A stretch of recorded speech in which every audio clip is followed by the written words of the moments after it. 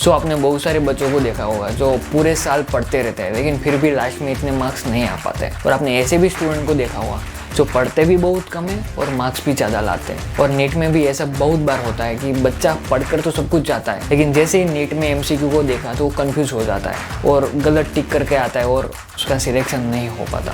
सो इस वीडियो में मैं आपको बताने वाला हूँ कि कैसे एमसीक्यू को सही से टिक कर सकते हो, सही से गेस कर सकते हो। सो इस वीडियो को लास्ट तक जरूर देखना जिससे कि आप एक भी पॉइंट मिस ना करो। So hi guys, this is Ravi Makona. Currently I am second year MBBS student at government medical college. So चलिए जल्दी से शुरू करते हैं। मोस्ट इंपॉर्टेंट चीज़ ये आपको समझनी पड़ेगी कि जेईई नीट एग्जाम में नेगेटिव मार्किंग होती है।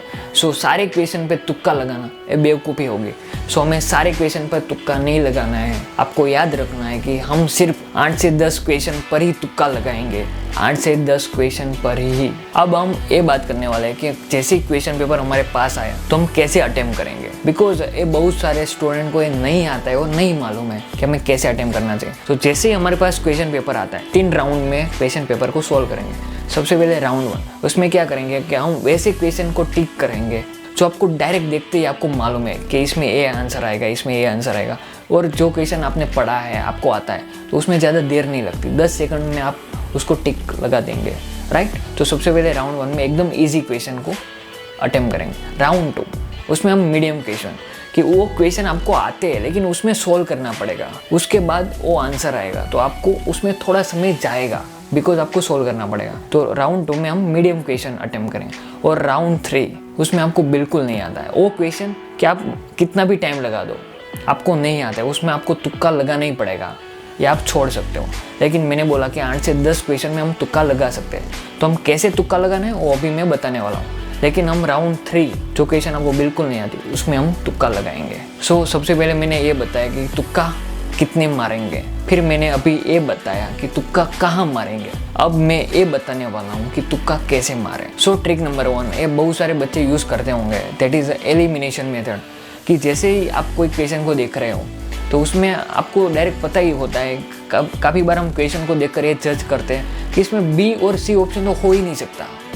कि आपको 100% मालूम है कि बी और सी ऑप्शन हो ही नहीं सकता, तो आप उसको डायरेक्ट काट सकते हो। होता क्या है कि सही होने की पॉसिबिलिटी बढ़ जाएगी जिससे कि आप गलत नहीं टिक कर सकते बिकॉज आपने पहले से ही 2 ऑप्शन को काट लिया।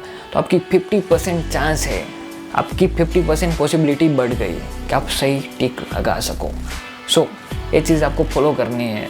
सो ट्रिक नंबर 2, आपने काफ़ी क्वेश्चन ऐसे देखे होंगे जिसमें डी ऑप्शन ए होता है कि नन ऑफ द अबव या ऑल ऑफ द अबव।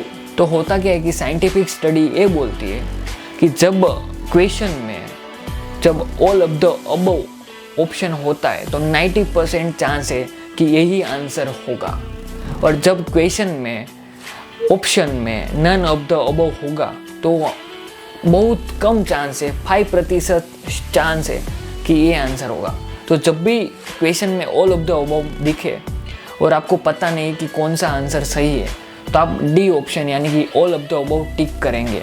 और जब भी क्वेश्चन में नन ऑफ द अबव होगा तो आपको वो टिक नहीं करना है, कुछ भी हो जाए वो टिक नहीं करना है। और अभी तक आपने इस चैनल को सब्सक्राइब नहीं किया है तो जल्दी से कर लो। सो ट्रिक नंबर 3 कि डिफरेंट वैल्यू जब एमसीक्यू में होती है, ऑप्शन में होती है, तो आंसर मोस्ट प्रोबेबली नहीं होता है। जब हम बायोलॉजी की बात करें तो क्वेश्चन के 4 एमसीक्यू ऑप्शन में 3 ऑप्शन एक चैप्टर के होते हैं, कॉमन चैप्टर के होते हैं, और चौथा ऑप्शन कोई डिफरेंट चैप्टर यानी कि अलग चैप्टर से होता है, तो वो आंसर कभी नहीं होता है।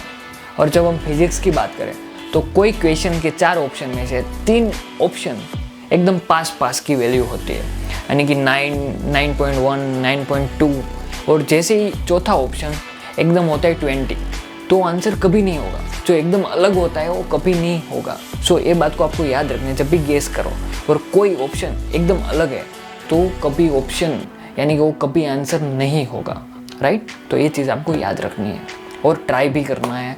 और जब भी आप एमसीक्यू को सॉल्व करो तो ये सारी चीज़ें अप्लाई ज़रूर करना है जिससे कि एक्सपीरियंस मिले, आप नई नई चीज़ें ट्राई कर पाओ, right. So trick number 4, last but not least, that is जब भी क्वेश्चन के ऑप्शन में 2 ऑप्शन एकदम सिमिलर जैसे है तो हमेशा मोस्ट प्रोबेबली उसमें से ही एक आंसर होगा।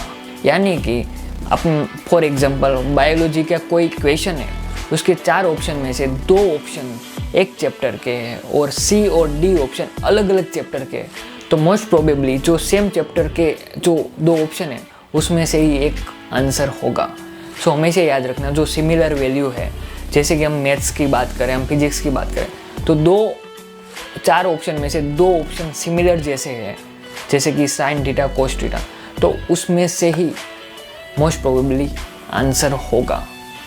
सो जब भी आप MCQ को सॉल्व करो तो ये सारी चीज़ें आपको अप्लाई करनी है, ये सारी ट्रिक अप्लाई करना, तभी आपको मालूम होगा कि ये काम करती है कि नहीं करती। जैसे मैं यूज़ कर रहा हूँ, मैं आज भी यूज़ कर रहा हूँ, तो मेरे से तो काम बनता है, काफ़ी मोस्ट प्रोबेबली सही आंसर ही टिक होते हैं। सो ये चीज़ आपको भी अप्लाई करना है। आप अभी तक अप्लाई नहीं करते थे, तो जब भी आपसे कोई आंसर नहीं बनता है, वो आपको आंसर नहीं मालूम है, तो ये सारी चीज़ें आप अप्लाई करके ज़रूर मुझे बताना। और ये वीडियो आपको हेल्पफुल लगा हो तो मुझे कमेंट सेक्शन में ज़रूर बताना, और आपको ये सारी चीज़ें कैसी लगी वो भी मुझे ज़रूर बताना।